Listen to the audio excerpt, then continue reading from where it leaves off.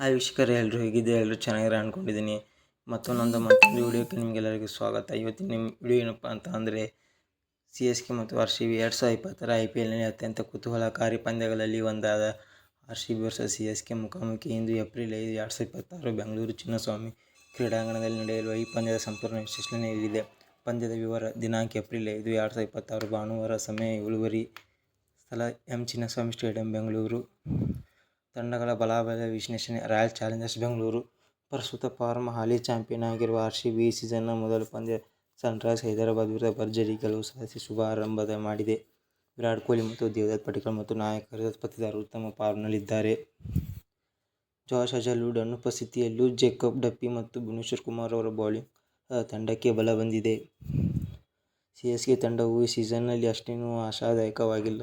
ಆಡಿದ ಮೊದಲ 2 ಪಂದ್ಯಗಳಲ್ಲಿ ಸೋಲನ್ನು ಅನುಭವಿಸಿದ್ದು ಭಾರೀ ಒತ್ತಡದಲ್ಲಿದೆ. MS ಧೋನಿ ಅವರ ಗೈರುಹಾಜರಿ, ಗಾಯದ ಕಾರಣ ಮತ್ತು ಬೌಲಿಂಗ್ ವಿಭಾಗದಲ್ಲಿ ವೈಫಲ್ಯ ತಂಡದ ದೊಡ್ಡ ಹಿನ್ನಡೆಯಾಗಿದೆ. ಋತುರಾಜ್ ಗಾಯಕ್ವಾಡ್ ನಾಯಕತ್ವದಲ್ಲಿ ತಂಡ ಮೊದಲನೇ ಗೆಲುವಿಗೆ ಹೊರಟಿದೆ. ಬೆಂಗಳೂರು ಚಿನ್ನಸ್ವಾಮಿ ಕ್ರೀಡಾಂಗಣವು ಯಾವಾಗಲೂ ಬ್ಯಾಟಿಂಗ್ ಸ್ನೇಹಿ ಪಿಚ್ ಆಗಿದೆ. ಬೌಂಡರಿಗಳು ಚಿಕ್ಕದಾಗಿರುವುದರಿಂದ ಇಲ್ಲಿ ರನ್ಗಳ ಮಳೆ ಸುರಿಯುವುದು ಖಚಿತ.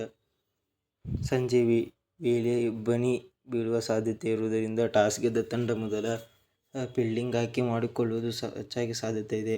ಒಟ್ಟು ಪಂದ್ಯಗಳು 35. CSK ಗೆಲುವು 21, RCB ಗೆಲುವು 13 ಫಲಿತಾಂಶ ಹೊಂದಿದೆ.